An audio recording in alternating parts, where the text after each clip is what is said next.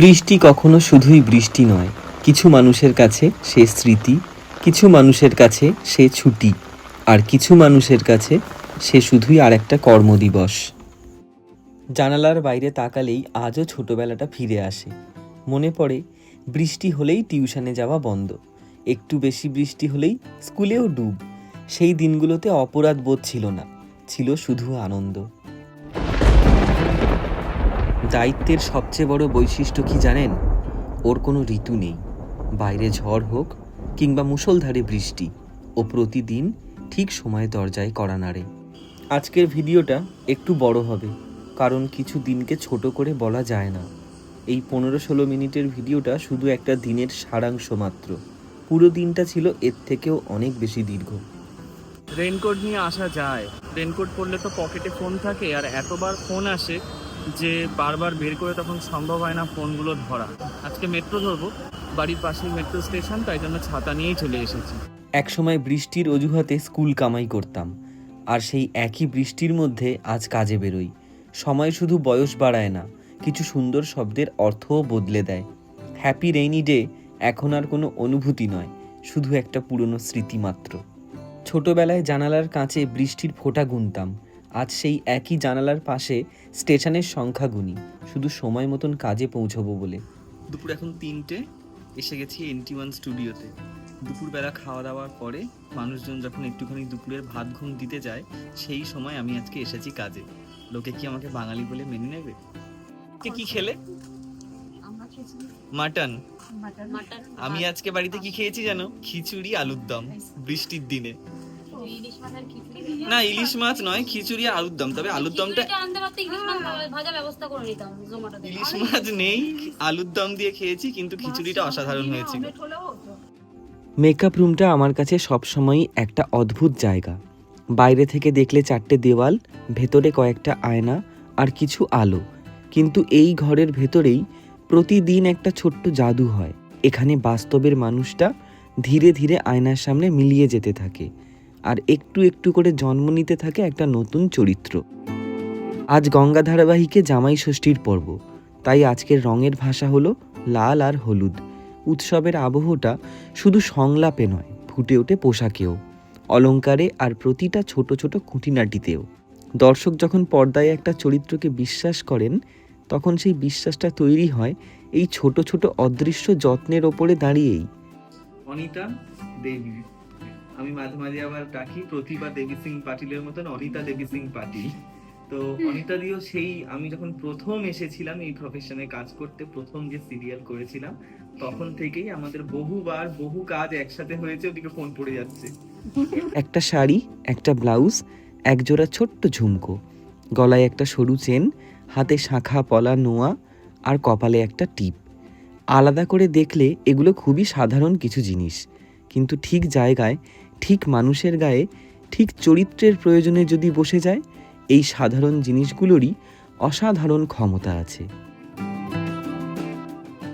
অভিনয়ের সবচেয়ে সুন্দর দিক কোনটা জানেন?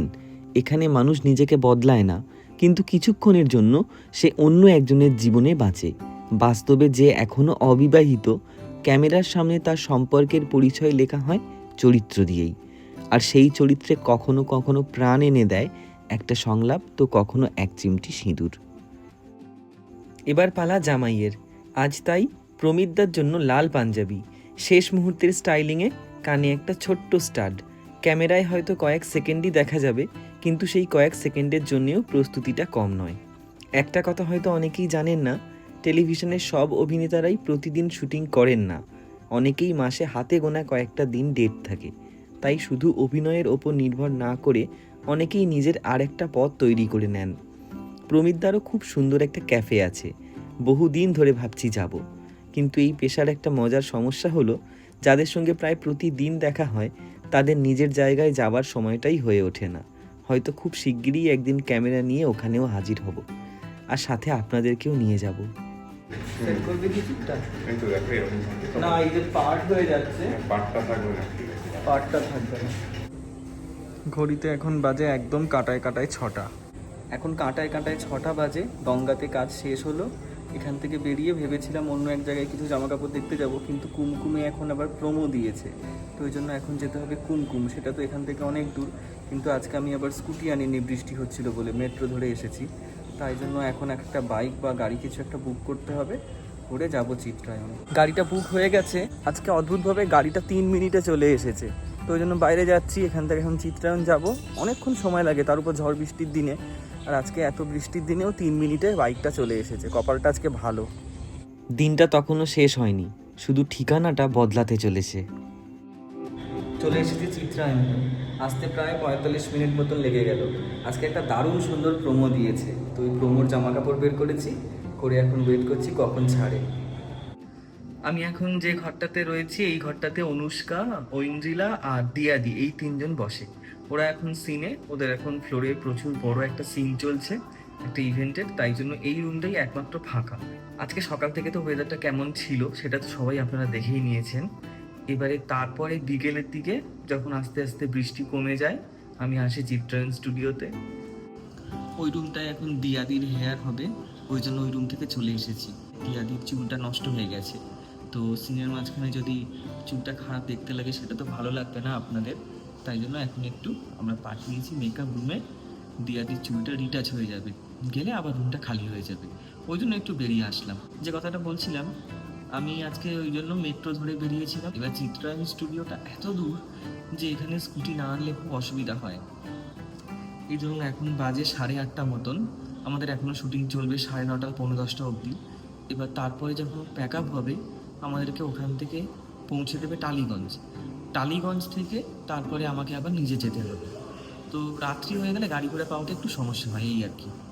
গত 2-3 দিন এমন কাজের চাপ চলছিল যে একবার জিজ্ঞাসা করতেই ভুলে গিয়েছি কাছের মানুষটাকে যে শরীরটা কেমন আছে। তার কটা দিন শরীরটা খুব একটা ভালো নেই, তো সেটাও জিজ্ঞাসা করার ঠিক সময় হয়নি। তো এখন যেহেতু একটু বসেইছি, সবার আগে মাথায় ওটাই ভুললো যে একবার একটু খোঁজ নিই, ফোনেই একটু খোঁজ নিই। দেখা করা সম্ভব নয়। এই সপ্তাহে আমাদের সেই রবিবার দিন দেখা হয়েছিল, আর আজকে শুক্রবার, 5 দিন হয়ে গেছে আমাদের দেখা হয়নি। আমাদের রবিবার করে দেখা হয়, কারণ সারা সপ্তাহ কাজের চাপ থাকে, আর শনিবার দিন কাজ হয়ে আমাদের ছুটি দেওয়া হয়, রবিবার দিনটা ছুটি দেওয়া হয়। তো ওই জন্য রবিবার করে আমরা দেখা করি, অনেকটা সময় একসাথে কাটাই। কিন্তু এত কাজের চাপ চলছে আর কুমকুম অন এয়ার হয়ে গেছে, তো সেই জন্য মনে হচ্ছে না যে এই রবিবারের দিন ছুটি পাবো। তো রবিবার দিন ছুটি না পেলে জানি না এখন তার সাথে দেখাও হবে কিনা। এই যে নতুন একটা সিরিয়াল শুরু হয়েছে, আপনাদের মনে খুশি আছে, অনেক কিছুই আছে, খুব ভালো লাগছে আপনাদের, কিন্তু আমরা যারা টেকনিশিয়ান এই ক্যামেরার পিছনে কাজ করি, তাদের এইটা একটা জীবনের বড় বেদনা, জানেন? যখন কোনো নতুন সিরিয়াল অন এয়ার হয়, শুটিং হয়, তার এত চাপের মধ্যে শুটিং হয় যে আমাদের দিন রাত অনেক কিছু ভুলে যেতে হয়। ছুটি তো থাকেই না, আমাদের মাসে একদিন ছুটি থাকে, প্রত্যেক মাসের সেকেন্ড সানডে করে শুধু আমাদের ছুটি, আর বাকি সপ্তাহে প্রত্যেক 7 দিন সকাল 7টা থেকে রাত্রি 10টা-11টা পর্যন্ত কাজ করতে হয়। তারপরে বাড়িতে গিয়ে আর কোনো সময়ই থাকে না যে আমাদের প্রিয় মানুষগুলোর সাথে একটু কথাবার্তা বলবো। ঘুম, আবার পরের দিন সকালে কাজ, আবার সেই একই গতানুগতিক রুটিন।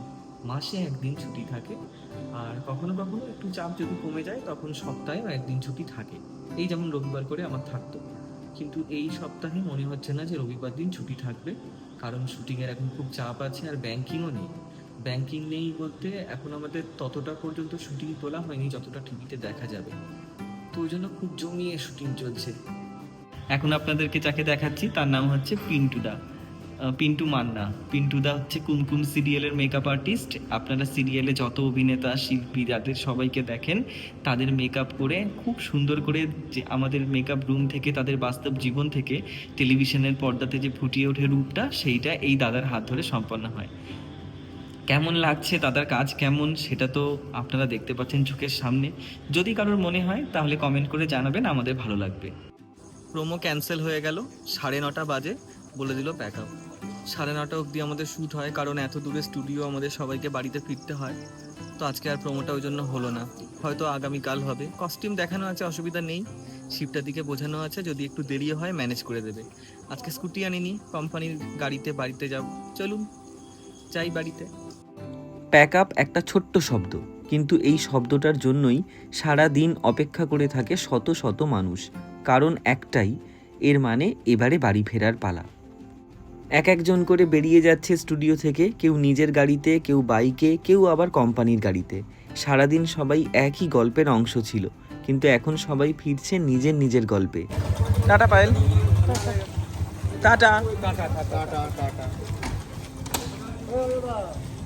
প্রতিদিন সব পথ নিজের হাতে চালানো যায় না, কিছু কিছু দিন নিজেকেও যাত্রী হতে হয়। আজ আমিও এই সাদা সুমোর যাত্রী। জীবনে শুধু গন্তব্যটাই নিজের হয়, সেখানে পৌঁছানোর পথটা সবসময় হয় না। দূর থেকে দেখলে মনে হবে কয়েকটা গাড়ি শুধু একসঙ্গে চলছে, কিন্তু প্রতিটা গাড়ির ভেতরে আলাদা একটা দিন, আলাদা একটা ক্লান্তি, আর বাড়ি ফেরার একটা আলাদা অপেক্ষা বসে আছে। শহর থেকে অনেক দূরে আমাদের এই স্টুডিও। কার বাড়ি কত দূরে, কে যে কখন পৌঁছবে তার কোনো ঠিক ঠিকানা নেই।